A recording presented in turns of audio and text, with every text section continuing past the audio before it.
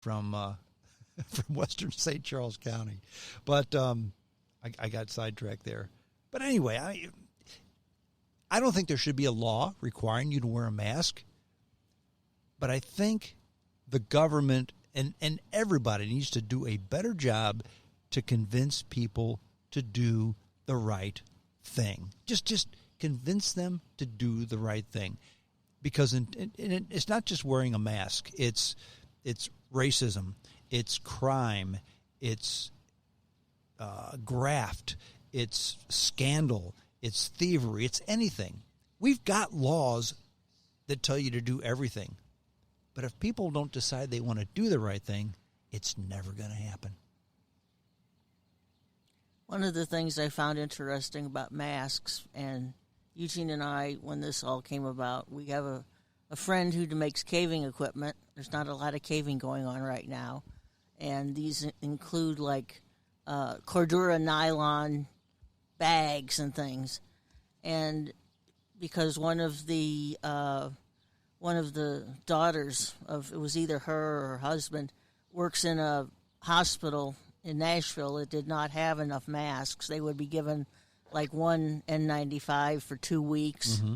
And she started making these things, one for her daughter-in-law, and then she just started selling them.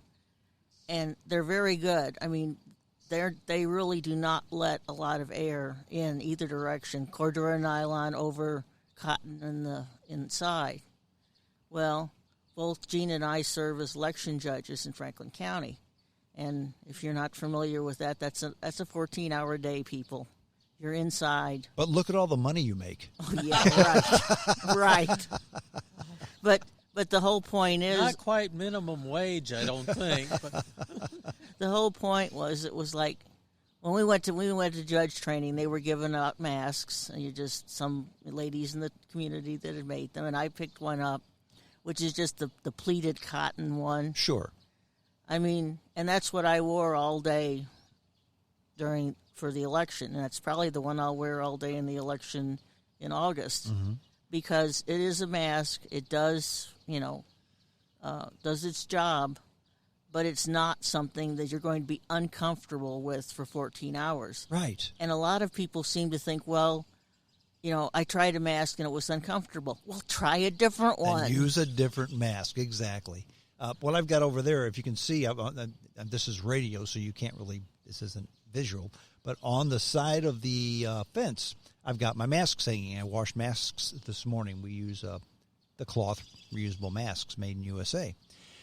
The masks I got were made by a factory in Los Angeles. LA Apparel is the name of the company. They make T-shirts. And they thought, you know what, we could use this 50-50 polycotton blend and make masks. And they started making the heck out of these masks. And they're wonderful. I mean, they're comfortable. They're lightweight. If I put my hand in front of my mask and blow, I can't feel the air. So that tells me that it's doing the job that it should be doing. No, it's not going to protect me. It's not an N95 mask. But if I do have COVID-19, if I'm asymptomatic, there's less chance that I'm going to give it to one of my coworkers or a person in the store, etc. I think because you mentioned this earlier about it being the word of the year or something, we ought to go ahead and define it just in case. Please do. Which just means without symptoms. And there are a number of reasons that someone can have the disease and not have symptoms, but the primary one is the good old incubation period. It takes 2 weeks. You don't have symptoms yet. But you have the virus, and you're able to transmit it to other people. And you won't know until it shows up 2 weeks or maybe a few more days later that you've had it. Meanwhile, anybody you've breathed on, and it does vary. I mean, there's been studies. This is one of the reasons a lot of church choirs got hit early on. Singing throws a lot of those vapors out. And if you're singing and not wearing a mask, obviously sneezing and coughing are absolutely terrible. But the idea is to keep that stuff from spreading to other people. And just because you feel good doesn't mean you're going to keep feeling good and that you're not spreading it to other people. You can be asymptomatic. It's very true. And in fact, my wife and I are Roman Catholic, and we've been back to Mass now for about 5 or 6 weeks. And the one thing that they said, look, you got to wear a mask. And when you go to Mass, we'd like you to keep it on. You don't have to. When you go to communion, you have to. But if you really don't want to, don't. But please, please, please do. But if you're going to sing, keep it on. Because, yeah, you're not going to sound as good. But you know what? When you sing, it's not a whole lot different from sneezing. And you're going to spread the vapor particles. So please, please don't. We went to church with some friends in California when this was very early on, and they'd replaced holy water with hand sanitizer. Well, it was funny because when they in the Catholic Church, we believe in the true conversion of the body and blood of the water and wine to the body and blood of Christ, and the priest said, look, we're not doing both species. And he smiled and said, while the blood of Christ is pure, the vessel in which it's held is not. So there you go. But I don't know why people do things the way they do, but in a way, I understand why some of the people don't want to wear masks, okay? Because people whom I respect, and they're not dummies, just refuse to wear the masks. And I believe it's because of the way they've been lied to, deceived, and just had the wool pulled over their eyes by the government in the past. Case in point, Dr. Fauci, whom I respect, smart guy, okay? Early on, he said, you don't need to wear a mask. There's no need to wear a mask. Don't worry about it.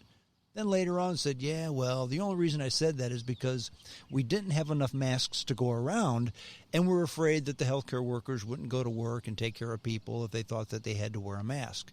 In other words, he lied to the healthcare workers so they'd treat the sick people.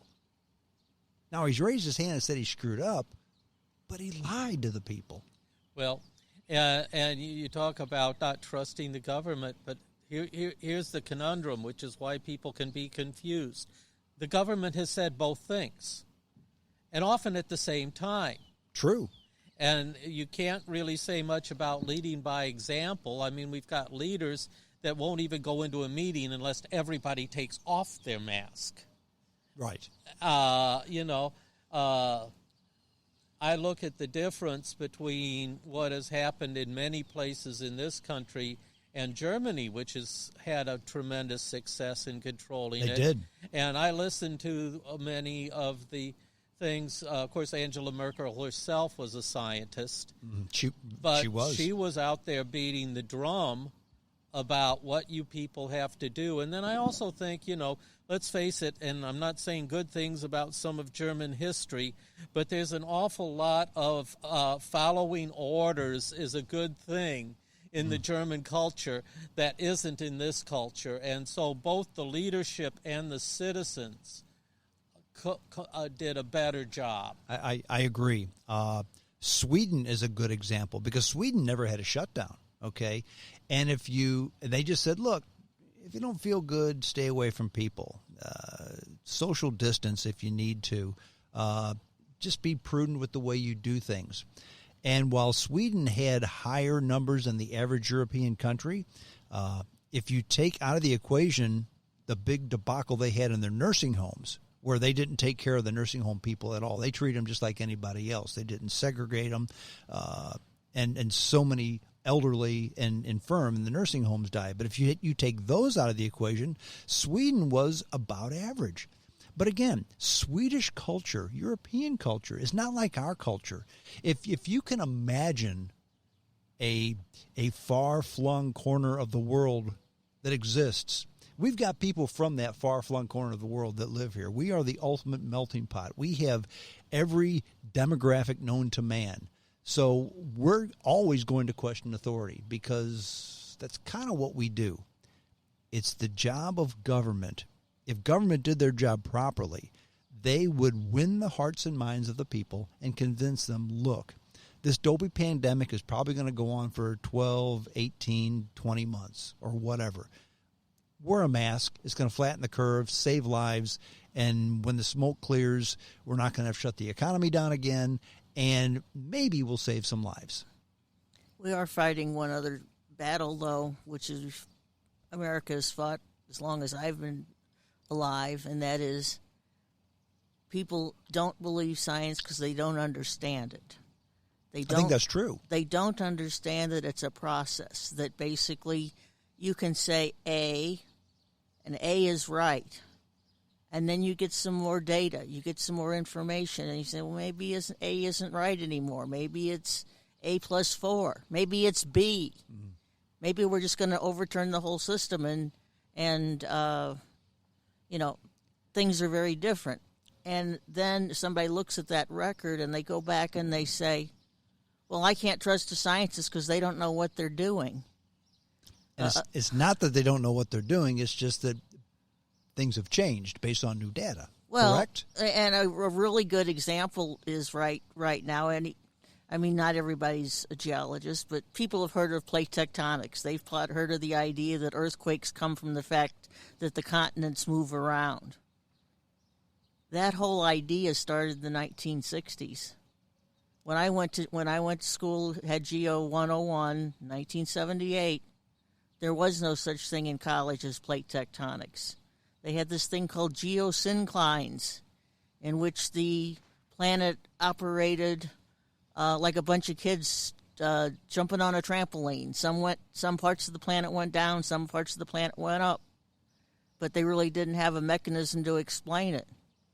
Well, people looked at the system, they looked at what was going on, they came up with this idea of plate tectonics, that parts of the crust were moving around, and suddenly geosynclines got thrown out the back door. We have an entirely new paradigm. We have an entirely new way of looking at the way the Earth works. And you try to explain that to somebody, that's legitimate, that's not, it's not so much that they were so wrong back there as maybe we're a little bit more right now. Exactly. And unless you've had a scientific education and you understand that it's a process, that it's not just a set of facts, and this is germane to the masks and the pandemic, because this is an ongoing adventure of discovery. Yeah, we're learning more, and that's the thing is November. This whole thing was new. Yes. Science knew zero about it. And if there's one reason that Joe and I are kind of prepared for this is for 15 years we've been dealing with a pandemic in bats, which is white nose syndrome. It doesn't affect people, so a lot of folks haven't heard about it, but it is you look at the data on COVID-19 and there's about a 5% mortality.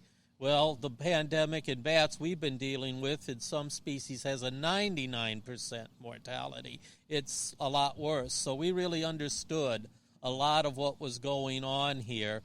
So we had a head start on the people who were just trying to catch up.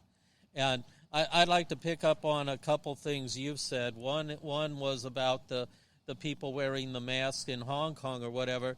In the Oriental cultures, if you've got a cold, you put on a mask. Correct. And this isn't just because of COVID-19. They are very considerate of not spreading their germs around, which is not something that has been part of our culture. Well, and they live on top of one another, right, in very crowded quarters. And the other thing, which you was talking about, the tribalism, people complain about the mess in government. If you look at our Constitution and the way it was constructed, we're supposed to accomplish things through a process of compromise.